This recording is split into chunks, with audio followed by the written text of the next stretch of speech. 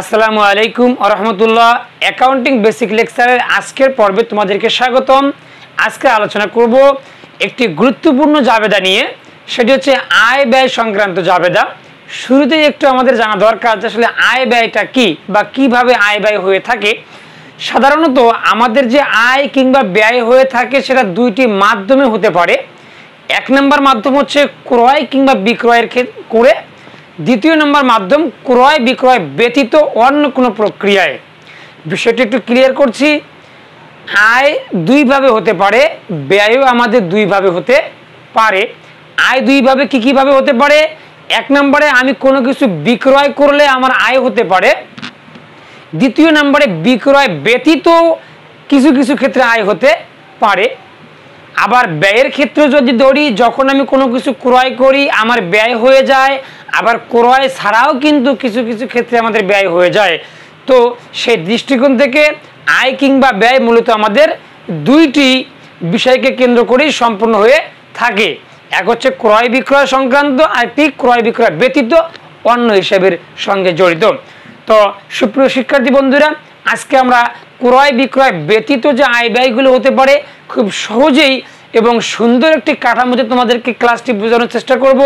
আশা করছি সম্পূর্ণ ক্লাসটি জুড়ে যদি তোমরা আমার সঙ্গে থাকো তাহলে আজকের পর থেকে আয় ব্যয় জাতীয় লেনদেনের জাবেদা নির্ণয় একেবারেই তোমাদের জন্য সহজ হয়ে যাবে।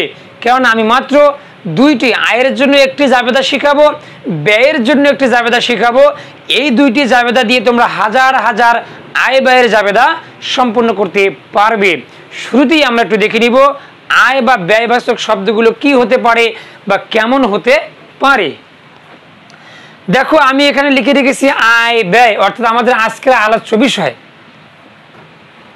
এখানে আমি লিখে রেখেছি আয়, এইখানে লিখে রেখেছি ব্যয়, আর মাঝখানে আমি কিছুই লিখিনি। তার মানে আমাদের আজকের আলোচনাটাকে আমরা তিনটি স্টেপে সাজিয়েছি, একদম ব্যতিক্রম ধরনের একটি ক্লাস নিয়ে। আয় আমি কেন লিখেছি? কারণ এখানে যে আমি শব্দগুলো উল্লেখ করেছি এই শব্দগুলো স্বভাবগতভাবেই আয়বাচক শব্দ, জন্মগতভাবেই আয়বাচক শব্দ। এই শব্দগুলো যেখানে থাক, এই দাখিলাগুলো যেখানে উল্লেখ থাক, সেটা সরাসরি আমাদের কি বোঝায়? আয় বোঝাবে। এইখানে আমি ব্যয় কেন লিখেছি? এখানে যে উল্লেখকৃত শব্দগুলো রয়েছে এগুলো সরাসরি দেখা মাত্রই বুঝবো ব্যয়বাচক। আর মাঝখানে আমি কিছু শব্দ লিখেছি, আয়ও লেখিনি ব্যয়ও লেখিনি। কেন? কারণ এগুলো আয়ও হতে পারে ব্যয়ও হতে পারে। কিভাবে বুঝবো? যদি এই শব্দগুলোর পরে কিংবা আগে প্রাপ্ত অথবা প্রাপ্তি, আবারও বলছি, এই যে শব্দগুলো রয়েছে এই শব্দগুলোর আগে অথবা পরে প্রাপ্তি বা প্রাপ্ত কথাটা উল্লেখ থাকলে সেটি হবে আয়বাচক, আর প্রদান কথাটা উল্লেখ থাকলে সেটি হবে ব্যয়বাচক। আর যদি এই শব্দগুলোর আগে পিছে কোথাও প্রাপ্তিও বলা নাই প্রদানও বলা নাই, তখন আমরা কি ধরে নিব? তখন অবশ্যই ব্যয় হিসাবে ধরে নিতে হবে। আশা করছি তোমরা বিষয়টি ক্লিয়ারলি বুঝতে পেরেছো। এখন আমরা জাবেদায় চলে যাব। তার আগে আমি একটু আয়বাচক শব্দগুলো পড়ে নিতে চাচ্ছি। আয়বাচক শব্দগুলো কি কি আছে? যেমন ব্যাংক জমার সুদ, বিনিয়োগের সুদ, প্রদত্ত ঋণের সুদ, আমি কাউকে ঋণ দিছি, যদি সে ঋণের সুদ আমি পাই সেটি হচ্ছে প্রদত্ত ঋণের সুদ। উপভাড়া, শিক্ষানবিশ সেলামি, উত্তোলনের সুদ, সঞ্চয়পত্রের সুদ, সেবা দেওয়া, অর্থাৎ সেবা দিয়ে যে আমরা আয়টা করব, এটি হচ্ছে আমাদের আয়বাচক শব্দ। অপরপক্ষে ব্যয়বাচক শব্দগুলো কি? যেমন মূলধনের সুদ, ঋণের সুদ, ব্যাংক জমাতিরিক্তের সুদ, শিক্ষানবিশ ভাতা, বিবিধ ক্ষতি। এখন এই বিবিধ ক্ষতিগুলো কি? যেমন চুরি বা ছিনতাই হতে পারে, অর্থাৎ অনেক সময় আমাদের দাখিলে বলা থাকতে পারে ক্যাশ বাক্স থেকে এত টাকা হারিয়ে গেছে, এত টাকা চুরি হয়েছে, এগুলো আমাদের বিবিধ ক্ষতির অন্তর্গত। এরপরে যেমন যাতায়াত খরচ, আপ্যায়ন খরচ, বিমা সেলামি, যত ধরনের খরচ।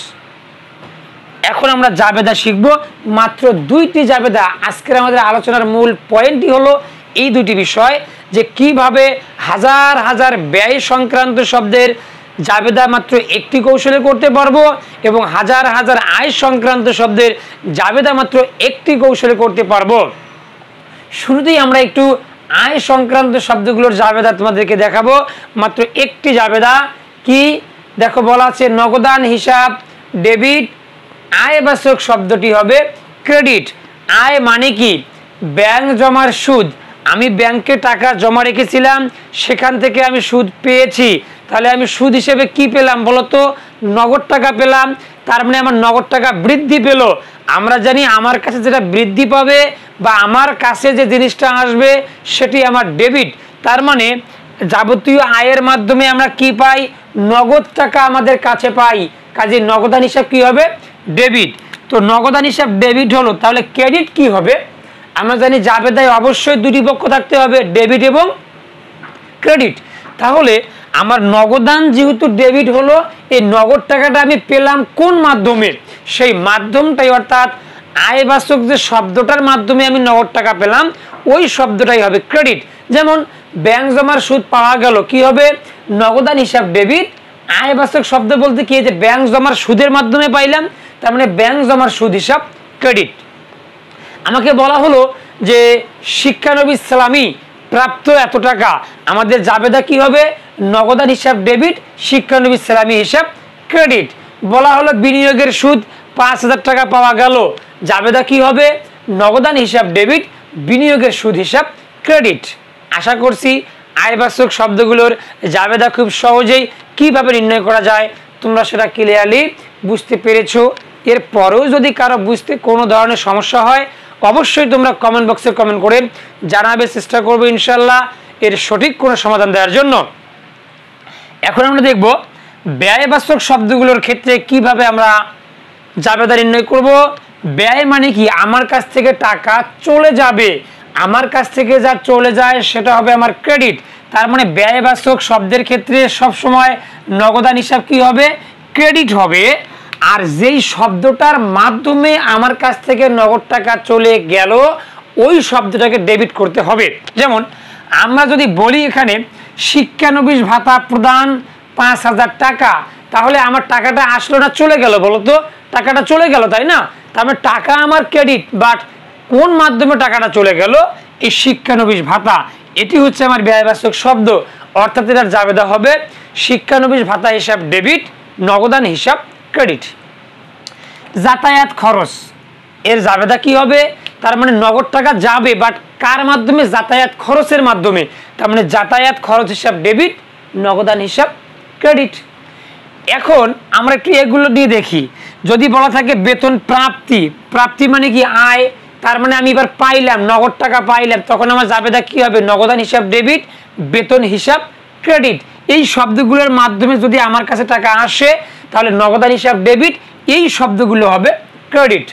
আর যদি এই শব্দগুলোর মাধ্যমে আমার কাছ থেকে টাকা চলে যায়, বাট্টা প্রদান, কমিশন প্রদান, ভাড়া প্রদান, সুদ প্রদান, লভ্যাংশ প্রদান, তার মানে আমার কাছ থেকে টাকা চলে গেল, তখন এই শব্দগুলো হচ্ছে ব্যয়বাচক শব্দ। মানে এই শব্দগুলোর মাধ্যমে আমার টাকাটা ব্যয় হয়েছে, এই শব্দগুলো হবে ডেবিট, নগদান হবে ক্রেডিট। যেমন যদি আমি কাউকে কমিশন দেই তাহলে হবে কমিশন হিসাব ডেবিট, নগদান হিসাব ক্রেডিট।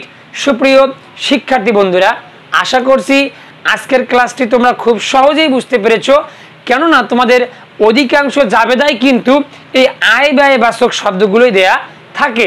সো আশা করছি আজকের পর থেকে তোমাদের আয় ব্যয়বাচক শব্দের জাবেদা নির্ণয়ে আর কোনো ধরনের ভুল হবে না। তো এতক্ষণ তোমরা যারা আমার সঙ্গে ছিলে অসংখ্য ধন্যবাদ জানাচ্ছি। সেই সঙ্গে যারা আমার চ্যানেলটিতে ইতিপূর্বে সাবস্ক্রাইব করেই রেখেছো তাদেরকেও অনেক অনেক ধন্যবাদ। যারা এখন পর্যন্ত করোনি, যদি তোমাদের মনে হয় আমার ক্লাসগুলো তোমাদের উপকার হবে, আমার ক্লাসগুলো থেকে তোমরা ভালো কিছু ব্যতিক্রম কিছু শিখতে পারতেছো, তাহলে অবশ্যই আমার চ্যানেলটিতে একটি সাবস্ক্রাইব করবে এবং পাশে থাকা বেলটি বাজিয়ে রাখবে যেন আমার লেকচারগুলো তোমাদের কাছে সবার আগে আগে পৌঁছায়। আল্লাহ সবাইকে ভালো রাখুক, সুস্থ রাখুক। আসসালামু আলাইকুম ওয়া রাহমাতুল্লাহ।